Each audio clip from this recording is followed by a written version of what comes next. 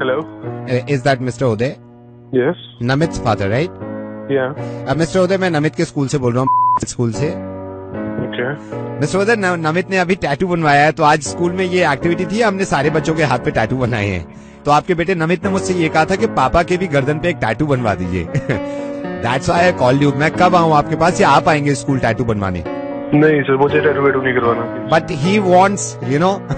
मैं क्या कर सकता हूँ इसमें? बच्चा है वो तो कुछ भी कहेगा। वो कह रहा है कि फादर के भी बना दो, और फैशन भी है आजकल टैटू तो आपके गर्दन पे। मैं फैशन है तो मैं क्या करूँ? मुझे नहीं बनवाना है। मैं आपको कह रहा हूँ, मतलब कितनी बार कहूँ नहीं बनवाना मुझे। एक बार अगर आप आ जाएंगे। पागल हो गए क्या? जब वो तो बच्चा है, कुछ भी बोलेगा। ये उम्र है मेरी टैटू बनवाने की? राइट मिस्टर उदय, ये कोई उम्र है आपकी टैटू बनवाने की? वही तो कह रहा हूँ यार, मैं नहीं बनवाना मुझे टैटू, मेरी उम्र नहीं है ये टैटू। वही मैं आपसे कह रहा हूँ, असल में समझते नहीं है, ये कोई उम्र है आपकी टैटू बनवाने की? लेकिन उदय, आपके पापा की भी तो उम्र हो गई है, वो सब काम ना करने की जो आप चाहते हैं। उदय, मैं नवेद बोल रहा हूँ मिर्ची से, और मेरा मकसद ही नहीं होता कि मैं इन चक्करों में पढ़ूं, लेकिन मजबूर हो जाता हूँ कहीं ना कहीं फोन करने के लिए। फोन मत काटिएगा, मेरी बात सुनो।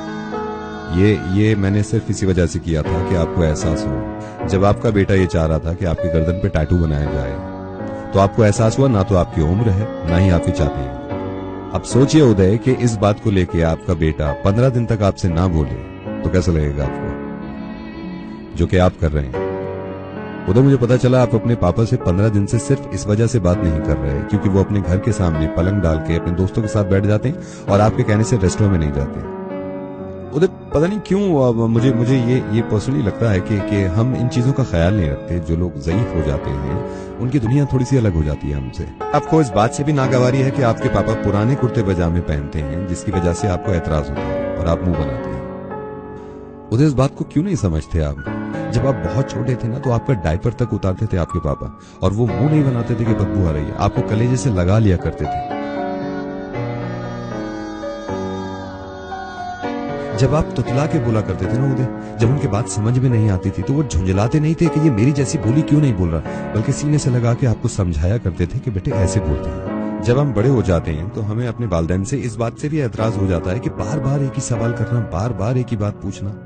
जब बहुत छोटे हुआ करते थे हम, तो एक ही बात की रट लगाते थे, 1000 दफा पूछते थे और 1000 दफा मुस्कुरा के वो जवाब देते थे।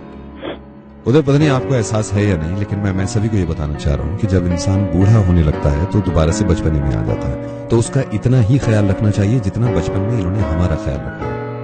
मैं आपसे ये तो कह नहीं रहा हूँ कि आप नौकरी वोकरी छोड़ के अपने माँ बाप की खिदमत करने लगे, लेकिन जो काम वो चाहते हैं अगर आप वही उनको करने देंगे तो दुनिया की सबसे बड़ी खुशी मिल जाएगी उनको। आई नो आपके पापा ना तो रेस्टोरेंट जा सकते हैं ना क्लब जा सकते हैं, ये आपको खूब मालूम है, और आप भी शायद मोहब्बत में ये कहते होंगे कि हमारे साथ चले, लेकिन उनको खुशी उन्हीं में मिलती है कि वो अपने दोस्तों के साथ बैठ जाएं, पलंग पे बैठ जाएं, कुर्ते पजामा पहन ले। यही वाला जनरेशन गैप एक बार फिर आपकी जिंदगी में आएगा, जब आपका बेटा आपको कहीं और ले जाने की जिद करेगा और आपको लगेगा कि आपकी उम्र नहीं है, जैसे कि मैं टैटू बनवाने की बात कर रहा था। अब ये सोचिए कि आपका बेटा आपसे बात ना करे, कैसे लगेगा आपको?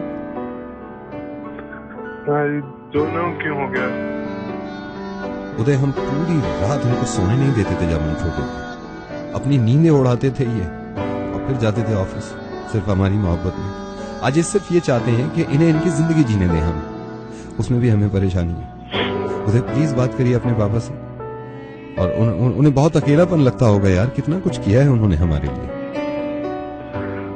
नवेद, आई एम सॉरी, लेकिन मैं उससे बाद में बात करूंगा।